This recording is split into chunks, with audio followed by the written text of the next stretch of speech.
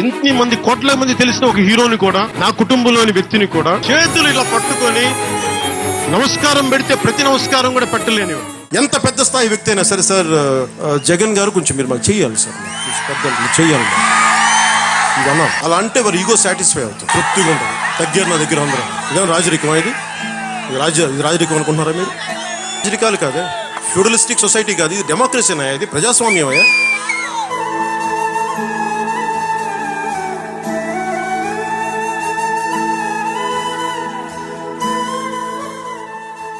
జగన్మోహన్ రెడ్డి గౌరవిస్తేనేమో తప్పు, రేవంత్ రెడ్డి అహంకారం చూపిస్తేనేమో కరెక్ట్. ఒరే బానిసలు, ఇప్పుడు సమ్మగా ఉంది కదా, మర్యాదగా పిలిచి అందరిని కూర్చోబెట్టి అన్ని మాట్లాడి అన్న అంటూ సంబోధించి సన్మానం చేసి భోజనాలు పెట్టి మీకేం కావాలో చెప్పండి చేసి పెడతాం, మీరు కోరుకున్న చోట భూములు ఇస్తాం, స్థలాలు ఇస్తాం అని చెప్తే భరోసా ఇచ్చి పంపిస్తే ఇలా నా అవమానించేదని దొంగ ఏడుపులు ఏడ్చి నీచాదనీచంగా మాట్లాడి వ్యభిచార రాజకీయాల కోసం దిగజారిన మీకు ఇలాంటి వాళ్ళే కరెక్ట్ అని ఇప్పుడు దెప్పి పొడుస్తా ఉన్నాయన్నమాట. ఇప్పుడు మరి ముఖ్యమంత్రి రేవంత్ రెడ్డిని ఇట్లనే జగన్మోహన్ రెడ్డిని అవమానించినట్టు, ఆయన మీద ట్రోలింగ్ చేసినట్టు ఇప్పుడు రేవంత్ రెడ్డిని ఏమన్నా మాట్లాడే దమ్ము ధైర్యం ఈ ఇండస్ట్రీ పెద్దలకుందా? అప్పుడు జగన్మోహన్ రెడ్డి మీద నానా హంగామా చేసి అంత లేదు ఇంత లేదన్నట్టుగా మొత్తం మిన్ను విరిగి మీద పడిందన్నట్టుగా రాద్ధాంతం చేసినటువంటి వాళ్ళు ఇప్పుడు ఏమయ్యారు? అప్పుడు టాలీవుడ్ పెద్దలందరినీ అవమానించినట్టుగా జగన్మోహన్ రెడ్డి మీద దుమ్మెత్తిపోసిన పవన్ కళ్యాణ్ లాంటి వాళ్ళు ఇప్పుడెందుకు నోరు మెదపడం లేదు?